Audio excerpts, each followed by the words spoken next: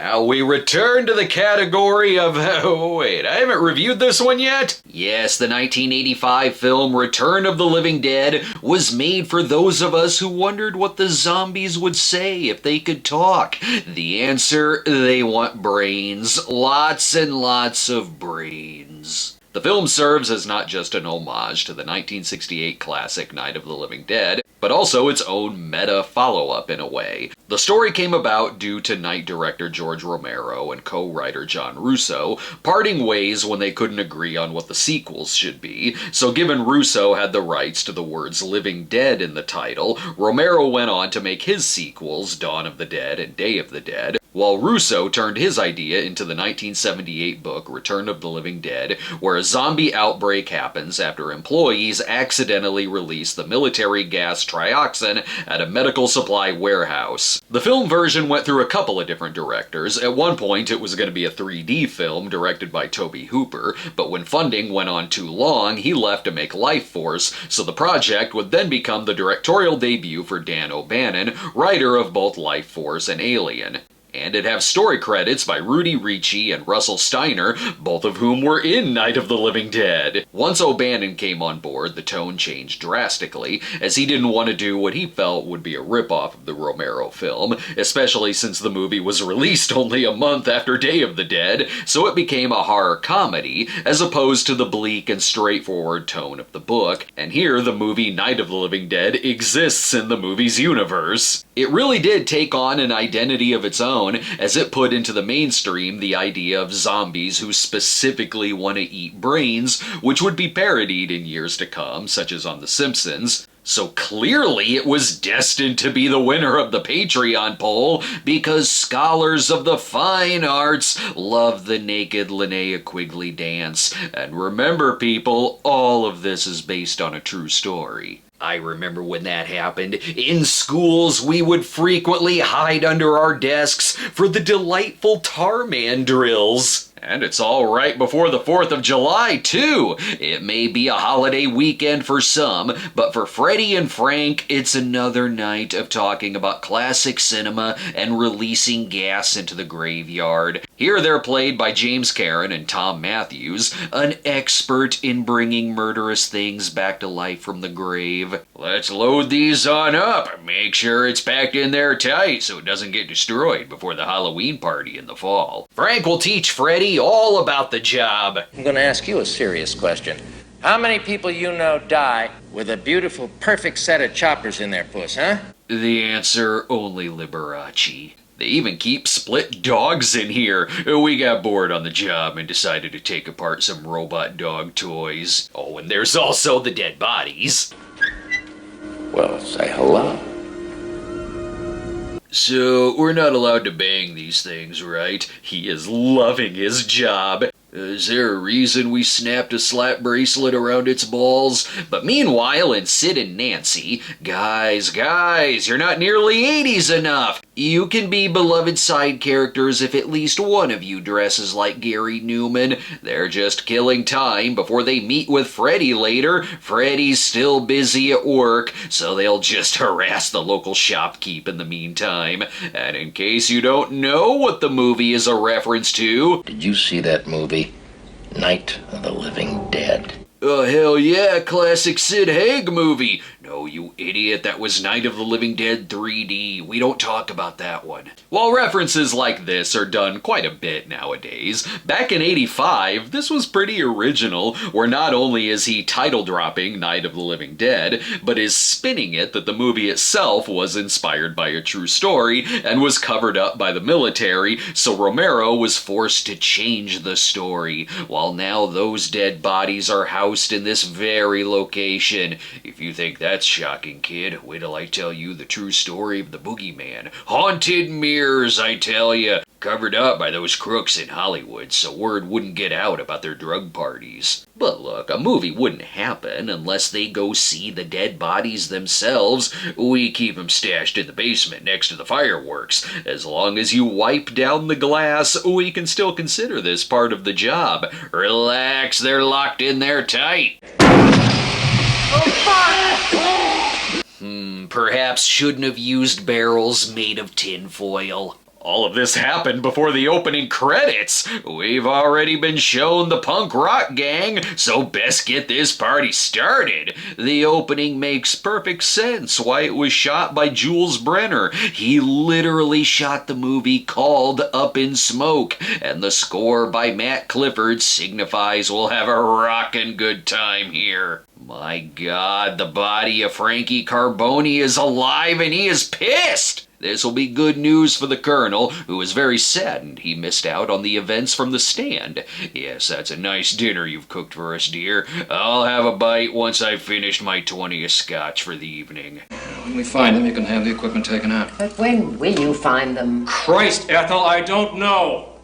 The sex tonight will be as dry as the roast. However, the rest of the gang is here. Wait a minute, I know some of these people. First, we got Friday the 13th Part 6 Tommy here, but we've also got Part 5's Miguel Nunez and Mark Venturini. Demon and Vic together at last. Is Venturini playing the same character? He's got the same anger issues, like the people in the car just offered him a chocolate bar. This graveyard will be the perfect place for Linnea Quigley's character Trash to film her Eurythmics tribute video. Whoop, check that, we're gonna make a thriller video instead. Sure, it could be the exposure to the gas that's making them sick, or perhaps it could be their delivery order from Wiener Schnitzel that did it. While being a very funny film, it does have some creepiness to it. One of my favorite sequences is when they see the animal models come to life. I saw this for the first time in grade school and rented it, not knowing it was going to be more of a comedy. So in this scene, I remember being a kid and thinking, oh shit, this is scary as hell. Later in the evening, I'd pick up on it being a comedy and a fabulous punk rock album. Do you ever fantasize about being killed? Sure, baby, sure. She's gonna stop bullshitting any minute. It's a sure thing we'll screw in the graveyard. Trash would become one of the most famous roles for Linnea Quigley, especially for her naked dance scene. I see. First, they would tear. And that's pretty much the last time I could show her in the review, so instead, here's a shot of her dancing with chainsaws in Hollywood Chainsaw Hookers. They are in big trouble with their boss Bert, played by Clu Gulager, who came in very last minute, right before shooting, after Leslie Nielsen and Robert Webber passed on the role. Bert is giving them the right idea. In Night of the Living Dead, they destroyed the brain which killed the zombie. Surely it'll work here. I joke, but I've seen enough zombie movies that if this happened to me in real life, yeah, I'd go for the brain first. Romero wouldn't lie to me in my time of need. Sadly, they've released a naked zombie that I can show about as much as I can show the naked dancing Trash. Take my word for it that killing the brain doesn't work. So much for movie knowledge. Okay, plan B. Give him some headphones and a copy of Salem's Lot. Or just give the body parts to the punk rockers to use as props in their satanic gathering. Let's see, any of these characters that I can show without nudity? There, Jules Shepard is Casey. She gets naked in Caged Heat 2 instead. And John Philbin was one of the Children of the Corn, so he's a godly man. Let's take a break as Vic is still too angry about chocolate bars to flirt. Buried alive, they rose from the earthly silence of their graves for revenge. See, Grave of the Vampire and Garden of the Dead. Welcome back. Bert has found the help he needs. The nearest man named Ernie. No, really, their names are Bert and Ernie. Between the music he's listening to, his Luger, and his framed Eva Braun picture, Don Calfazerni may be a Nazi, but his filmography shows that he can take care of zany dead bodies when need be. The plan is to burn the body parts in the crematorium, where they tell Ernie that it's just a bag of rabid weasels. Bert, I know you're lying. Weasels Rip My Flesh is a different movie. Best show him the new magic trick they've created. That's hot. The gas better show up soon. These characters aren't hooking up tonight. And why is Freddy's girlfriend Tina even hanging out with them? If I keep dressing like Deborah Foreman, I'll find myself a handsome punk rocker to love. This seems to be wrapping up quickly. The rest of the movie will be just them arguing over who gets to wear the ashes in a locket around their neck, while poor Freddy and Frank buy the most maximum bottle of Mucinex. But oh right, that causes even more gas that instantly affects the weather. Just saying, perhaps the military should have hidden the barrels in a cold storage unit in the desert, not right next to a cemetery. And poor Trash picked the wrong night to dance naked. The weather app said nothing about acid rain. And who drew the shortest straw and who gets to sit next to Brian Peck? Whatever happened to that guy? Now we can deal with you two. Okay, you're both definitely gonna turn into zombies. Let's load them both in the oven. No matter what happens to Freddy and Frank, it's okay. The two proved to be so popular, they'll return in the sequel as different characters. Ooh, you know it's gonna get serious when it causes camcorder-like slow motion that I'd see in a shot-on-video movie. Kidding, a lot of the camera work is quite good, especially the effects when we're introduced to the most famous zombie in the picture, Tarman. Maybe it was here when I picked up that it was a comedy. It's still for the kids, though. Tarman is played by Jim Henson Company puppeteer Alan Troutman. Here, the gas only makes the zombies stronger and hungrier, too. Tarman did the job that Roy didn't do. They'll take care of that monster.